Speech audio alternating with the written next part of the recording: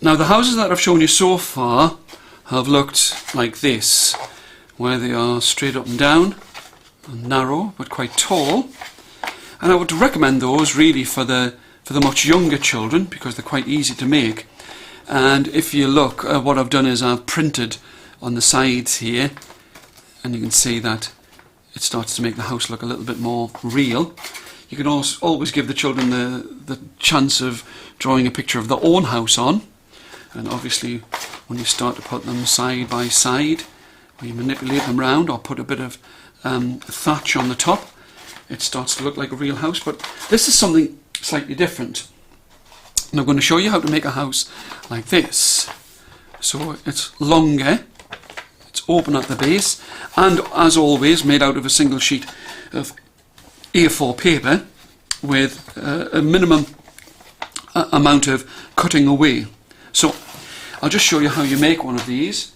This is a template.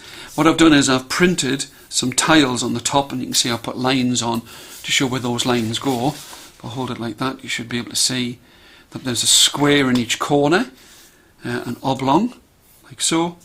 And these lines are, well, I'll show you what they do later. Now, I've recently been working in Guisborough with children, quite old children, in and around only 10 to 12 years old, and I was quite surprised at how unused they were to manipulating paper and having to fold it. So what I did was, as I've done with young children as well, is to make formers. These are just made out of cardboard. This is an old staple box, Rexel, take notice. And what you do is you just cut it so that it is 7 centimetres wide and 21 centimetres long, and you place it on top of the piece of paper like so, and you pull the former, which helps it to form the fold, and the piece of paper together, and you make a hard fold. And you can even use the former to help you to make that fold just a little bit stronger, or run your thumbnail over it. And you do the same at the other side, where you place the former and the piece of paper one on top of each other and fold it up, fold it like so. It doesn't have to be absolutely accurate. It certainly gives the children more confidence. Former again, place it on top of the paper and the card, pull it up like so, make a hard fold, and the former yet again, and you pull it up like so, and make a hard fold again. So now you've divided your piece of paper 4 squares at each corner and 2 oblongs, and you fold the whole piece of paper in half. Now that shouldn't really pose too much of a problem. Okay, so again, make a hard fold like so. This is where the cutting comes in. You cut from the fold to the line to the other fold like so, straight lines. And again, if for younger children, what you could do is, I always say that it's often easier to cut on the opposite side of the paper because the folds don't get mixed up inside of all of the colouring in. 1, 2, 3, like so. And now, if you push those roof parts in and put those one on top of each other, you can see that you have the formation of the roof on the top. The easiest way to explain it is, if you take these roof parts here, fold them up and fold that up, and what you're really trying to do is cover the squares one on top of the other, like so. Now you've got your box, but with a small slope on the top. And for young children, I would say that that was enough. You put it like that, you've got your roof, put your paper clip in. Again, with these children that I was working with, I was quite surprised at how little work they'd done with paper clips.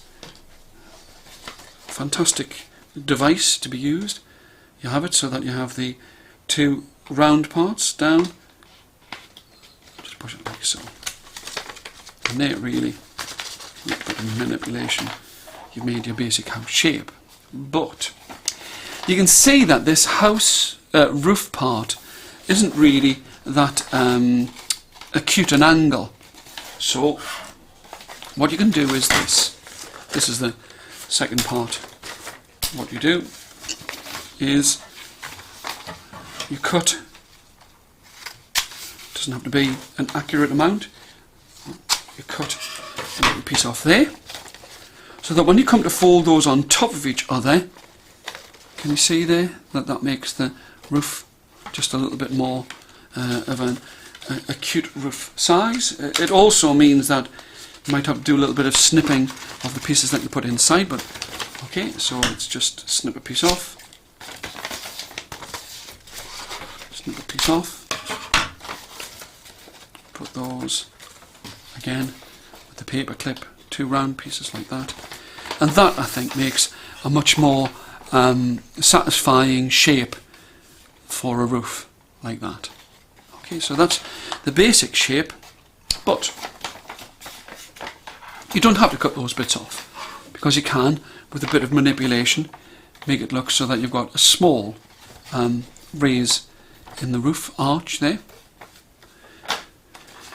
But if you take that a step further, instead of it just being this one shape with only the roof, if you actually take it a little bit further, and here you put, this is a photograph I took of a Tudor house. I was doing some work on Tudor houses, of a Tudor house in Cambridge, and you put some stone patterning in the corners. It makes it look much more realistic. So let's see, I'll just make this one now quite quickly without really doing all of the talking.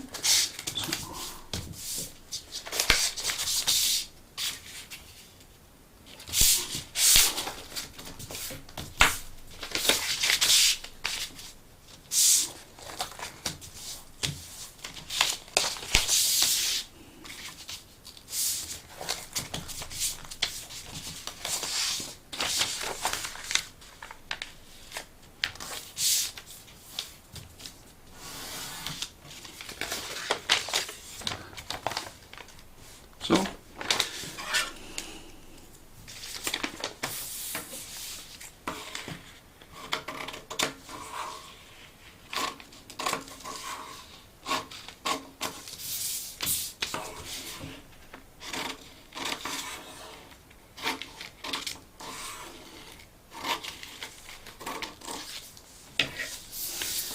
this is just a little bit, just to make it a little bit easier, you can just cut those pieces off here.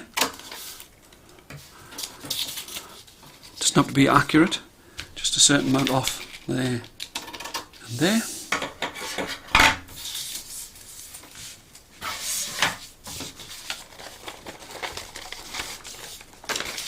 See, fold these middle roof pieces up and into the structure like that. What you're trying to do is you're trying to cover the 2 squares, one with the other, like that. And the other end like that. And I've got to say, I think that looks like a pretty accurate shape of a house. But again,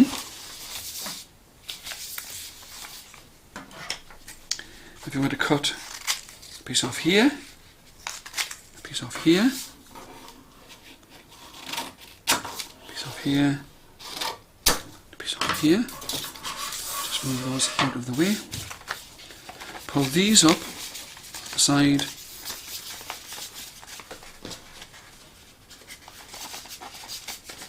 put the clip in. That's made it a very narrow house, like that. And now you've got an in proportion house. You could choose any kind of brickwork, or you could even take a photograph of the school and put them together. But I quite like the fact that these houses here, like that, made out of a single sheet of A4 paper, if you put them beside some of the other houses, you can start to think about making it look more like a manor house without houses.